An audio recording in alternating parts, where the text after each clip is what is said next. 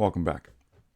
We began 2 sessions ago looking at this portion of Ephesians chapter 6, dealing with putting on the whole armor of God from the perspective of engaging in the spiritual war, understanding that a part of prayer is joining the Father in the work which He is doing. And that is a spiritual work. It's about the kingdom of God, not the kingdom of Bob.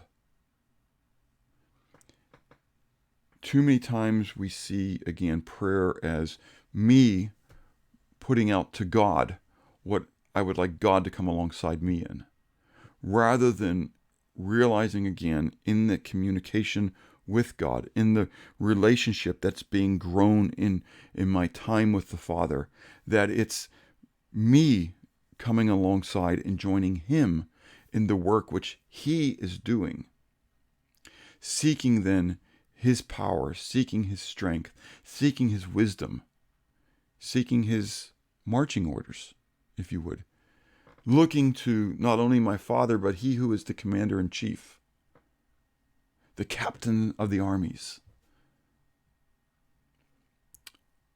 Yahweh is referred to in the Old Testament at times as Yahweh-Sabaoth.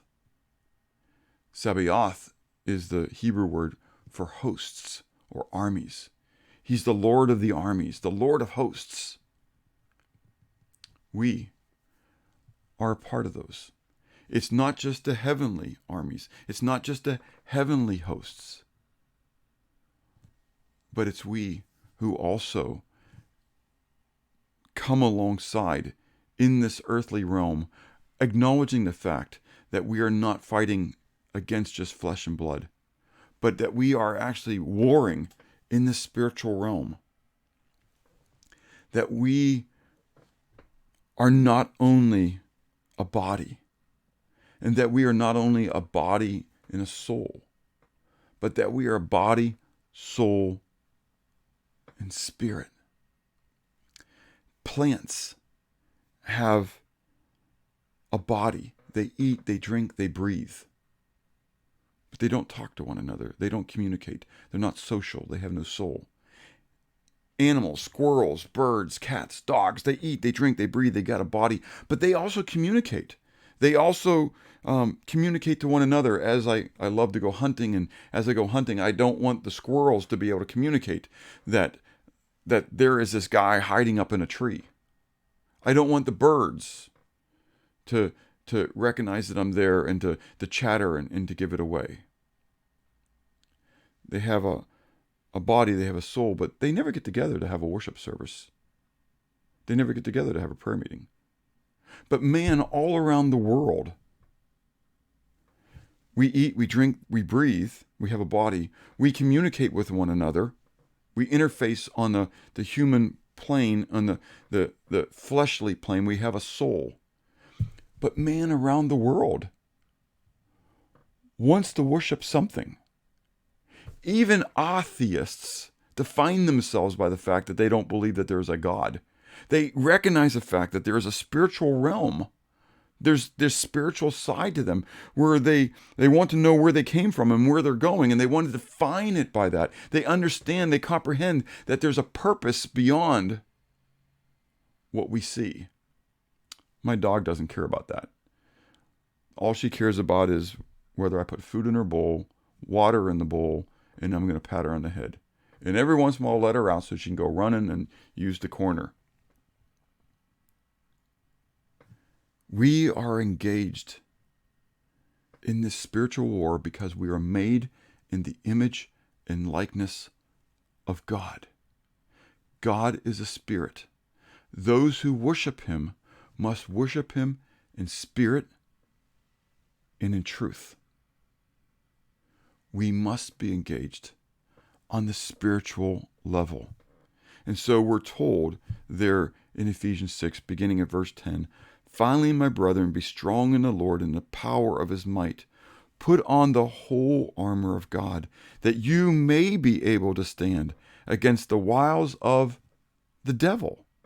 For we do not wrestle against flesh and blood, but against principalities, against powers, against the rulers of the darkness of this age, against the spiritual hosts of wickedness in the heavenlies.